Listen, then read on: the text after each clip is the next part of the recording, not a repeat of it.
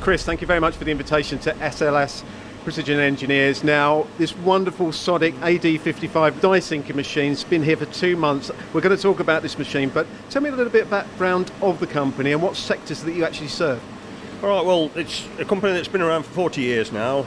I've been here for 30 of those years, originally owned by 3 directors, 1 sole owner now, and I'm the manager. As far as the work we've been doing for the last 40 years and are still doing now, it's a wide variety of high precision, low volume, bespoke parts, servicing probably 5 different sectors. So it's a complete variety of work and different aspects of machining throughout the shop. The spark rotor being one key part of the whole process to provide a one-stop shop for small volume parts. Now, recently you've invested in this brand new Sodick AD55 linear motion die sinking machine from Sodick UK. Now, there is a lot of other EDM machines in the marketplace, but why did you opt for Sodick? Well, we started out with Sodick 25 years ago, and they've just been solid machines all the way through. We want another machine that's going to last for another 20 years, and we're still going to be performing and doing the same jobs, same kind of work that we're doing now, and servicing our customers, which we've had for many years, and we hope still to retain in the future years as well. I mean, it's our first investment into the linear tooling side of it, and we're already seeing the benefits of it with some of the work that we're comparing it to what we've already done in the past. It's outperforming speed-wise, accuracy-wise, and the machine as well. Also, the wear rates we're getting on the electrodes, again, they're lasting far longer. So it's relieving pressure on other areas of the shop. So. And I think when you look at the Sodick machines, you know, they're very, very well made. You get a lot of backup from Sodick UK in reference to the training as well. 2 months in, are you pleased with it? Oh, definitely, without question. It's fantastic. We've never had a problem with Sodick in the past anyway, but this has just stepped it up to the next level, and we're doing more work on it. We're picking more jobs that we've done in other areas of the shop previously, and this is just more viable now.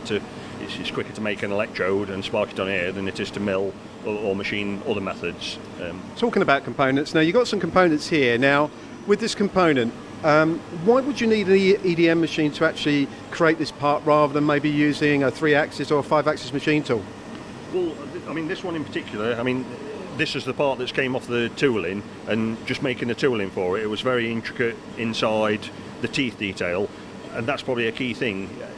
You're limited to, well, internal radiuses on cutting tips or cutting tools on other processors, where when it comes to spark eroding, it's very easy to make a sharp male electrode, spark it in.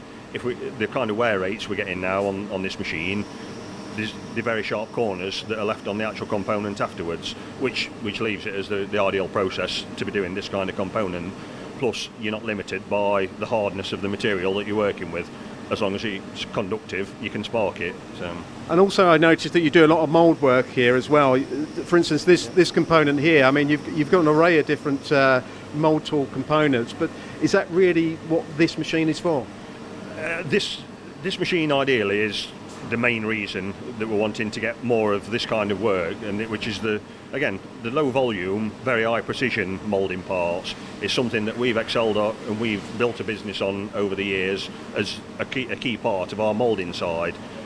We've got many other aspects of doing the larger moulds as well, but this kind of machining, it is ideal for this scenario, and if we can capture a part of that market, then we've got past history there that means we can be the leaders of the market.